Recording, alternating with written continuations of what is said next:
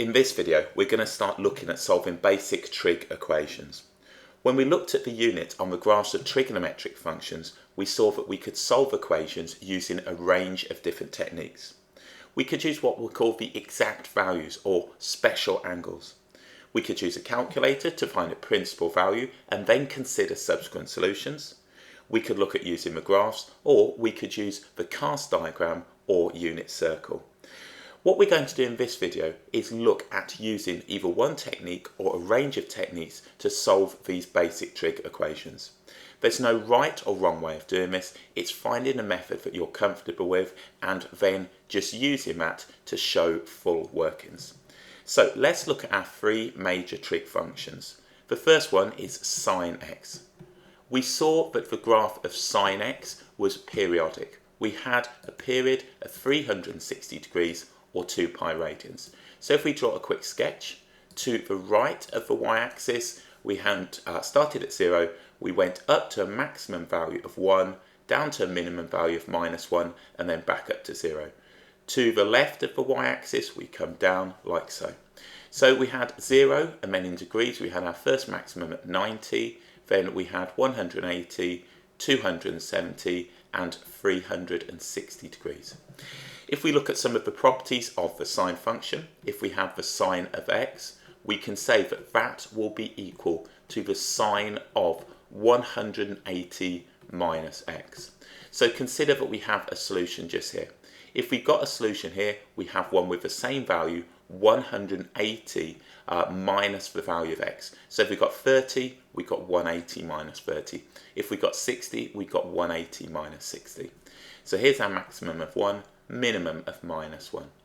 We also saw that if we had the sine of x, we also had now the sine of 360 plus x. All this is simply saying is that we're cycling every 360 degrees or 2 pi radians. We also saw, which may help us, that the sine of minus x is now equal to minus sine of x, and this was called now an odd function. So if we have the sine of minus 30, it's minus sine of 30. And of course we know that the sine of 30 from our previous work is going to be 1/2. So sine of minus 30 would be -1/2. So this is our basic sine function. Let's now go ahead and look at cos, so cosine x. We saw that with the cosine curve, this was a simple translation of the sine curve. So all we did is picked up the sine curve and moved it. So if we have that, let's start here.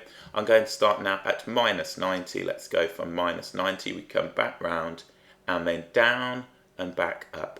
So this point right here is going to be 0. We had a maximum. We've got 90 degrees, we've got 180, we've got 270, and then we have 360. So again, this has a period of 360 degrees or 2 pi radians. We could say that the cosine of x was equal to the cosine or cos of 360 minus x. So if I drew a line just here, let's go ahead and put a line on. Let's say we've got now cos x is equal to 1/2. And as you can see, my sketch isn't brilliant, but we could see now that I'd have a solution just here. This is 1, this is the line now y is equal to 1/2, and I've got 1 now, and that's going to be 60 back. So this one right here is 60, that's one of our special angles. This one will be 60 back from 360, so that's 300. We're symmetric about this point. So we can say if we got cos x, we got cos of 360 minus x. Also, if we have cos x, we have now cos of 360 plus x. So all this is saying is if I've got one just here, I'm going to have one 360 on. If I've got one here, I've got one 360 on. We could also say that cos of minus x was equal to cos x. This gave us now what we call an even function. So the cos of minus 30 is going to give us the same value as the cos of 30, which again is a special angle, which is √3/2. So that's a cosine. And again, with these two, I'm just going to jot down here that if we have, and I'll write them out, cos of x is equal to sine of 90 minus x, and vice versa. If we have sine x, this is going to be cos of 90 minus x. You can see that now as either a graph transformation, or if you wanted to back that up with a bit of knowledge, if you just consider now a right angle triangle. Let's have now 3 sides on this. Let's put this on. So what we'll have is the following. Let's put now here, this is going to be x, this is going to be 90, therefore this will be 90 minus x. So if we call this one A, we'll call this one B, we'll call this one C. We can see that the sine of x will be equal now to B over C. We can see that the cos of 90 minus x is going to be the adjacent over the hypotenuse, which is also B over C. And you can show that for both. So this is a property that we may use. But in terms of solving equations, these are quite important. Okay, let's look at now tan x. So what we'll do, let's write this here. Tan x is slightly different in its nature. Let's put this here. We saw in the last video that an identity was sine x over cos x was equal to tan x. So let's look at tan x. One slight difference with tan x is that this now cycles every 180 degrees. So instead of 360 degrees, like the others, we have 180 degrees. We have an asymptote, and the first asymptote is at 90, and they then appear at odd multiples of 90 degrees, or pi by 2 radians. We come up, round, and then we'll come through. That point was 180 degrees, then we have another one at 270. It's undefined at these points, and then we come round like so. So let's put this on and put one more. So that's now the point 360. So we've got here, we've got 0, we've got 90 with our asymptote, we've got now 180 just here, we've got 270, we've got 360. So we can say now that the tan of x will be equal to the tan of 180 plus x. We're simply cycling. Let's take this point right here. This is 45, 1.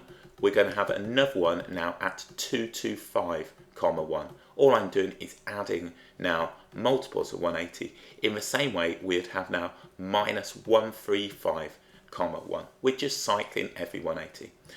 We've got now, let's say we've got 180 plus x. We can also write the following. The tan of minus x is equal to minus tan of x. And this is, like sine, an odd function. So if I had now tan of minus 45, that's minus tan of 45.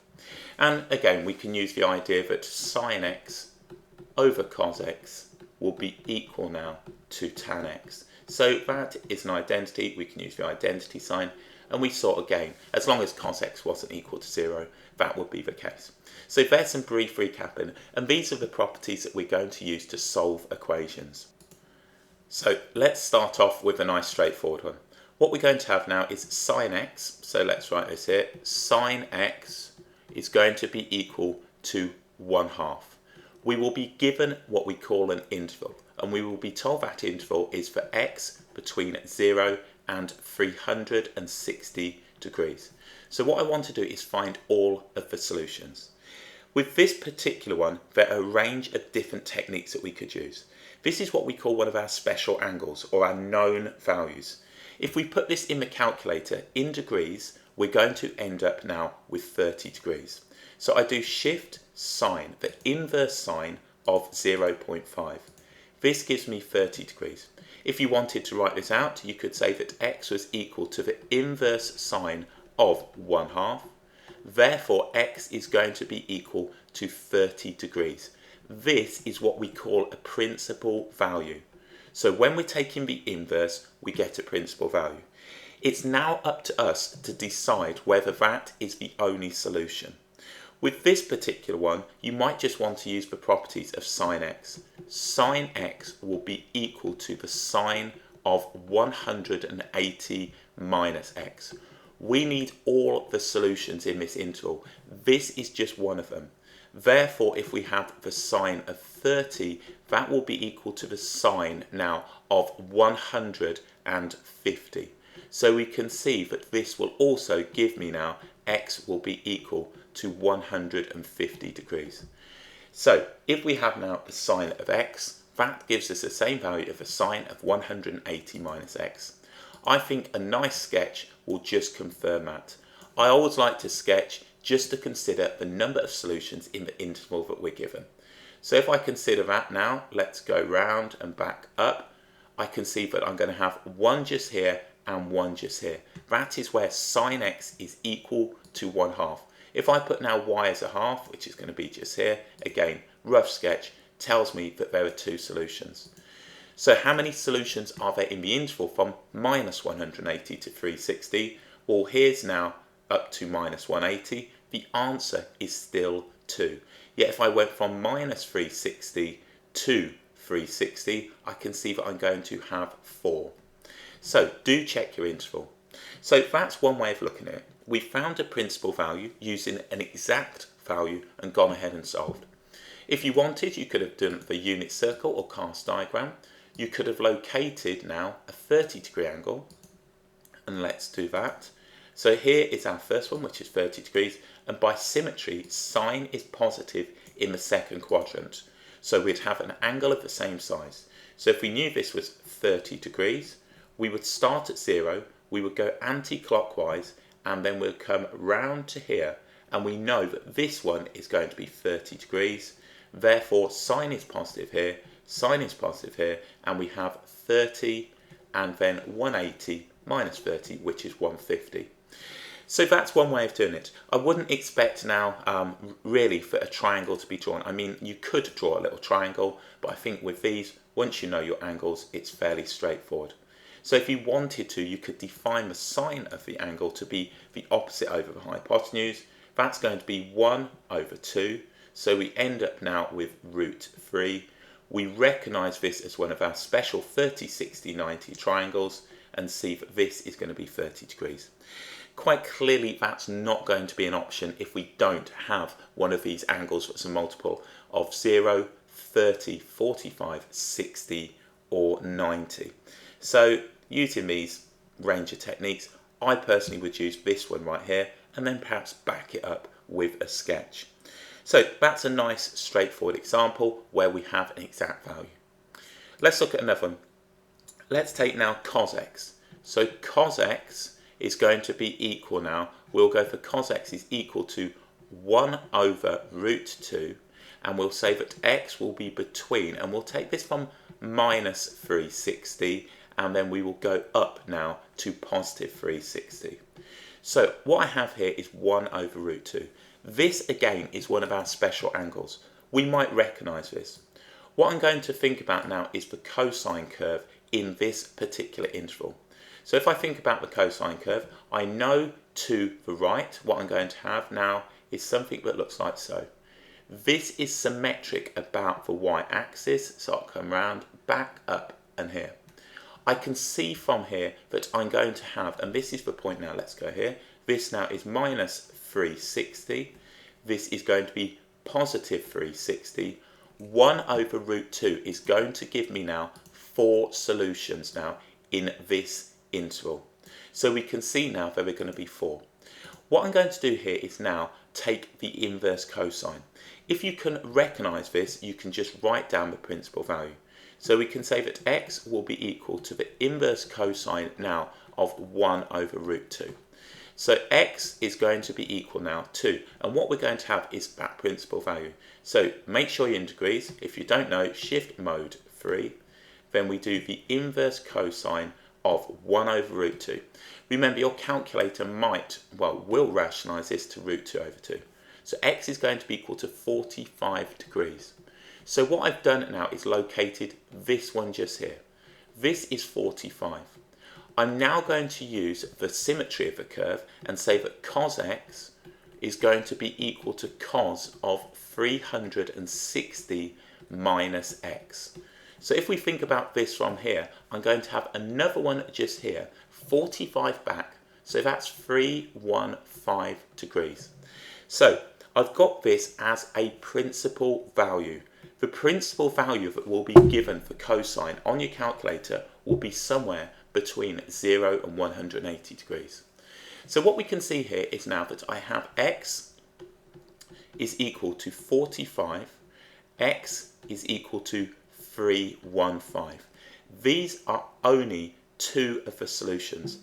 At this stage, it's entirely up to you how you want to deal with these. What I'm going to look at now is simply subtracting multiples of 360.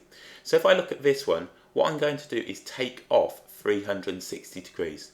We know that the cos of x will be equal to the cos of 360 plus x.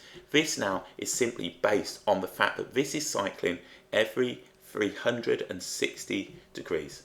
So if I now take the 360 off there, I'm going to get now minus, so x will be equal to minus 315. If I consider now taking off the 360 from here, I'm going to have now minus 45. So these are the four solutions in the interval. All I'm doing is taking this one back 360 and this one back 360. Again, you might look at the symmetry of the curve and say, well, that's 45, that's minus 45. I've got this one just here, that's 315, that's minus 315. So that's another approach. So as you can see with this is how we can look at it. If you wanted, you could look at this. I think in terms of these negative angles, the cast diagram is a possibility. I don't think it's always intuitive though. So this now is going to be our first one. This is the 45, and by symmetry, cosine now is positive in the fourth quadrant. So cos is positive here. What we've got now is a 45-degree angle. We've got a 45-degree angle here.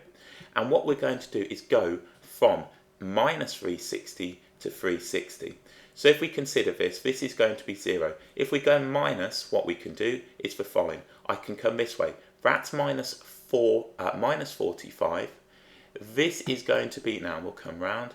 This is going to be minus 315. I come back round to 0, and then I can go back round the positive way. I suppose that was one way of looking at it. You might want to go in one direction, but we can see from here that we're going to have four solutions. So I've gone from negative to positive. So I went round negative, and that was clockwise, and then went round positive. So that's solving cos x is equal to 1 over root 2. Again, it's one of our special angles or known angles. If you don't know them yet, you can simply use a calculator to find them. Okay, let's move on and look at something slightly different. Let's take tan x, so if we do that, so tan x is equal now, and we'll take something slightly different. Let's go for minus 0.2. And we're going to be interested in this from negative 180. So we'll have x is negative 180, and we will take this up to 360 degrees. So if I think about this now, I've got a negative value. I might want to sketch this up. So if I think about a sketch now, I've got quite a big interval. So with the big interval, what we could do, let's go to the right, just a quick sketch. There's 90 degrees, we come back up, there's 180, there's 270. Okay, let's put 270, and there is 360. This is now going to be minus 90, so we put our asymptote just here, and then we're going to be now the other side, and we're going to come up, and we'll have something that looks like this. So let's just come through. So what we have here, this is going to be, and I'll put it here, this is going to be minus 90. That point is going to be minus 180. We got 0, we've got 90, we've got 180, 270, and 360.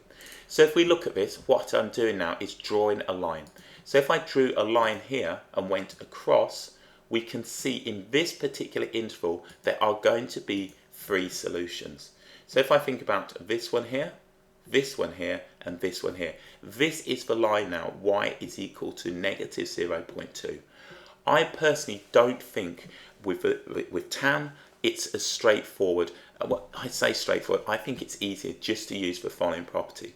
I know that tan x is going to be equal to tan of 180 plus x. What I'm going to do is find a principal value for this. I'm going to find a principal value for x. The principal value, the first value, we're going to have x will be equal to the inverse tangent, tan to the minus 1 of minus 0.2. At this stage, when I find a principal value, I'm going to simply consider now adding and subtracting multiples of 180. In our calculator, the principal value is going to be somewhere now between minus 90 and 90.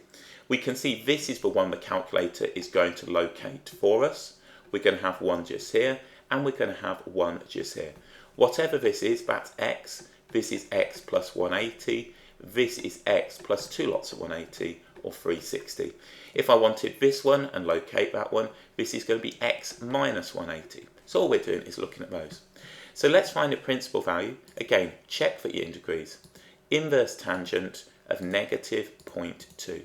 Principal value, minus 11 degrees. I'm going to store this in the calculator. For this particular question, it's not massively important, but all I'm going to do is simply go ahead and add multiples of 180. So we can say that x will be equal to minus 11.3 degrees, and that's the 3 significant figures.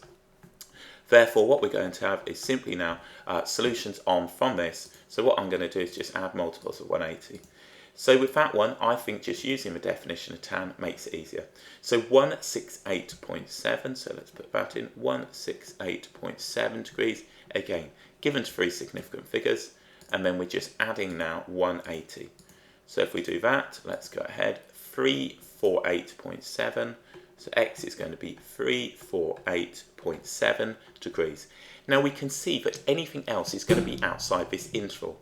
If I went ahead and subtracted 180, I would go outside the interval. This is the interval, therefore these now are our 3 solutions. But if you like, if you want to check that, you can take your principal value, which we stored as a, subtract 180, and it will take us quite clearly outside that interval. We do need to keep a high level of accuracy, hence why I store these in the calculator. Not necessarily for these equations, but just when it does become slightly more tricky. Another approach to this you might want to have looked at is the following. You might want to have located a principal value. Now the principal value of this one here, we have minus 11. So if we drew the cast diagram, by symmetry we know that tan cycles every 180, or if you like, tan is negative in the second quadrant, it's negative just here. This is an angle, as inaccurate as that is, of 11.3 ... Well, this one is also going to be 11.3. This is going to be 0. What we're interested in now are solutions, and we're going from minus 180. So this is going to be minus 180. I'm going to go back now to 0, and then what I'm going to do is go from 0 to 360, and that's one way of looking at it. So we can see by doing that, I've got 1 solution, 2 solutions, 3 solutions, and I can go ahead and work those out. In terms of using this when I'm going backwards and forwards, you might want to take a different approach. I find that more intuitive, but in terms of solving these, I prefer the standard result approach. Okay, let's do another one. Let's say we've got sine x is equal to 3.2, and we'll say that x is going to be between, let's go for minus pi, and let's go for now 3 pi. Straight off, you should have some concerns about this equation. A sketch is going to show me automatically that there are going to be no real solutions to this. We know that the sine curve has a maximum of 1 and a minimum of minus 1. So if I now look at this between, and I'll do this up here, this is going to be what we have. So let's go here. So this is going to be 0. This is 180 or pi. This is 2 pi. This is 3 pi. This is minus pi. This is a maximum of 1. This is a minimum of minus 1. And we have 3.2. It's asking me where this is equal to this. So this is the line y is equal to 3.2. It has no real solutions. Y is equal to 3.2. So when we're solving equations of the form sine x is equal to a, or cos x is equal to a, we can say that a will be between minus 1 and positive 1. If it's not, we can't solve it. That's clearly not the case for tan. If we consider tan will grow and it will get huge, so we can have any value for tan, as it's simply now the ratio of sine over cosine. So as soon as we see this, we state now no real solutions.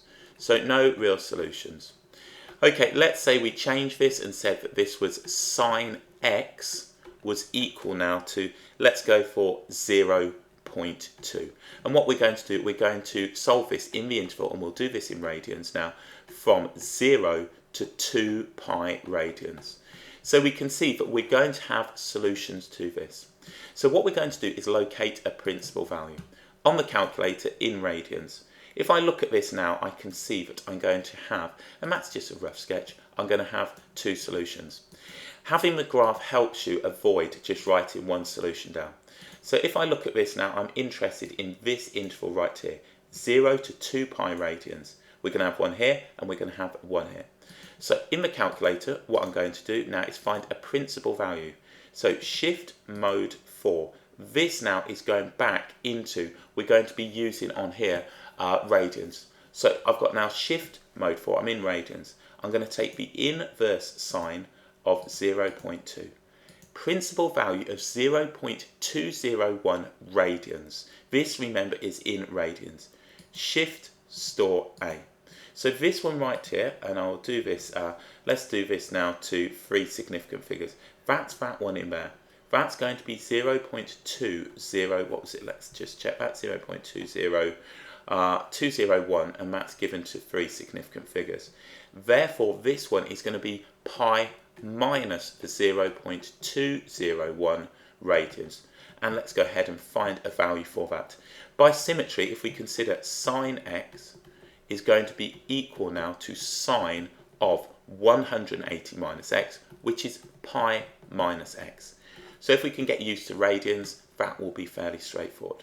So let's go ahead and do that. So what we'll do, shift pi, pi is down here, minus now the value of a, or you could just put answer, and that gives us 2.94. So this is going to give us 2.94. So that is 2.94 radians. So we can say now that x will be equal to 0.201 radians. X will be equal now to 2.94 radians. And that now is for x. We might have theta, we might have some other variable. It really doesn't matter. Now, quite clearly, if we were asked to solve this for other values, we can see subsequent values are going to be now 2 pi on. So if I wanted to add 2 pi, subtract 2 pi, subtract 2 pi, we would get other solutions. So that's quite nice and straightforward. We're using radians to find a principal value. The sine, when we have the sine function on your calculator, the sine function will give you a principal value between minus 90 and 90. So let's just look at those. When I'm talking about a principal value on the calculator, for sine, it's between minus 90 and 90. If we look at tan, the inverse will give us now an answer between, again, we'll have minus 90 to 90. So in your calculator, you'll have something like so. Yet with the cosine, you will have, now let's put on a different colour, with the cosine, you will have an angle between 0 and 180 degrees. So don't be alarmed if you get a negative number for sine and tan. Just use symmetry to find subsequent solutions. Okay, let's finish with one more. Let's do one more, and let's do cos theta. So let's change the variable. Let's use theta. Cos theta. So theta in this case was x. Was what was x last time? So let's say this is equal to 0.72. Now let's say we wanted to go in this particular one from minus pi, and then we're going to go up now theta, and then we'll take this now to 2 pi radians. So this is called an interval. We want to find the solutions to this trig equation in this particular interval. If I go ahead and graph this, let's see what we've got. We've got now the cosine curve. We know the cosine curve will be symmetric about the y-axis. We're going to have something that looks like this. We come back up to 2 pi radians. We will come down and we'll come round. So what we have here now is minus pi by 2, or minus 90. We've got minus pi. We've got positive pi by 2. We've got now positive pi. We've got 3 pi by 2. And we have 2 pi. So what we're looking for are solutions in this interval. Now if we look at 0.72, we can see from here that we're going to have 3 solutions. Let's say that's 0.72. That just gives us some idea. So what we've got then is this point right here, and this one right here. So I'm going to find a principal value. It will locate this one. Now if we consider this one right here, it's just going to be the negative equivalent of that one, or what we could do by symmetry is find this one and then take off the 360.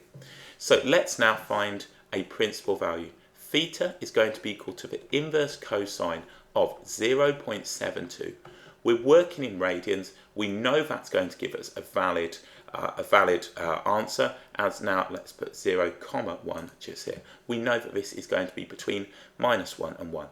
So in the calculator, radians mode, which we're already in, shift cos inverse cosine of 0.72, principal value, now let's put 72, principal value in radians, 0.7669 and so on and so forth. So what we can do, let's give that now to 3 significant figures. So that's going to be 0.767.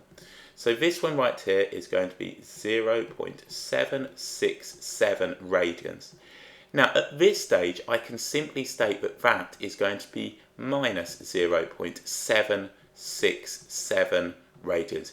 Just consider, you can either see this now as cos of minus theta will be equal to cos theta, or you could see this now as finding 2 pi minus our answer and then taking now 2 pi off.